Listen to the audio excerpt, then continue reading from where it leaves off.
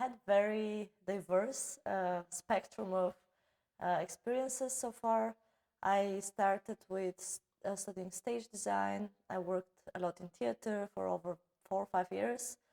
And I always looked for very versatile and dynamic places to work with because I get bored very easily. But at some point, working in theater in Bulgaria, I was very frustrated because of this post-communistic ideal that was always there and always stopping any kind of contemporary thought to pass through, and it's extremely exhausting. And I was very interested at that time in video and digital art, but it was very far from me.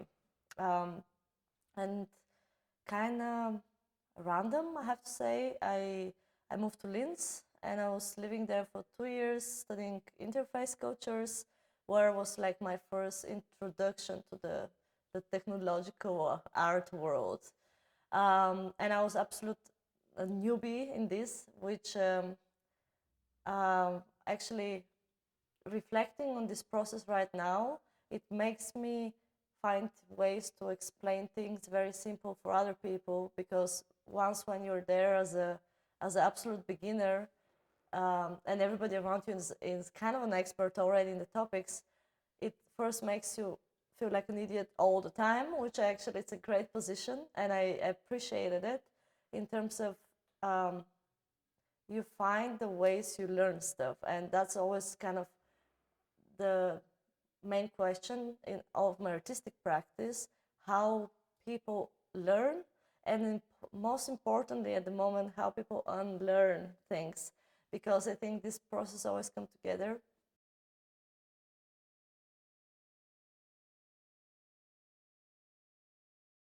I felt very welcomed, and I really enjoyed the communication process and everything, because it, for me, with working to many other festivals before, I realized with time that it's very important, the factor of community building, and this is actually incredibly complex and very hard to happen in many cases, especially with international festivals. So I really enjoyed that there was a lot of local communication.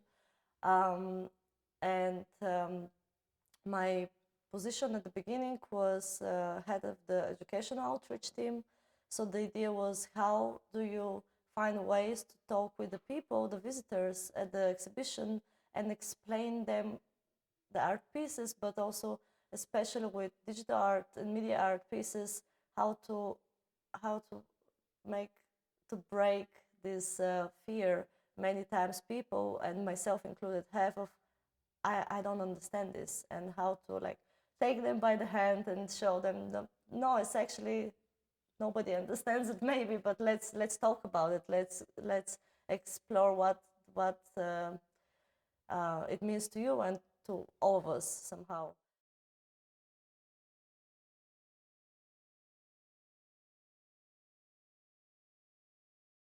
The topic of the festival was embodied structures, and it was positioning the body in the center of exploration of what is the political position of the physical body, but what is also hidden behind the position of our virtual or our data bodies.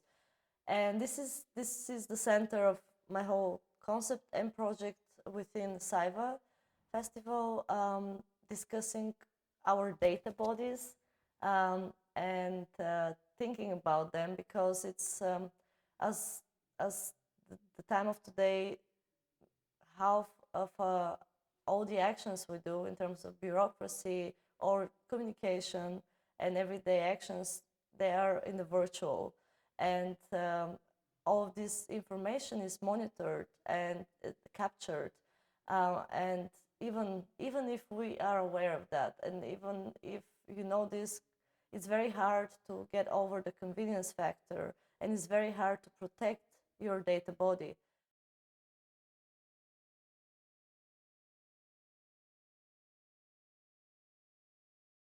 To break out this white male corporative digital world, because this is also another of the topics I'm going through a lot. computers and digital and coding was actually kind of developed by women, but all this history is hidden for many reasons, obviously.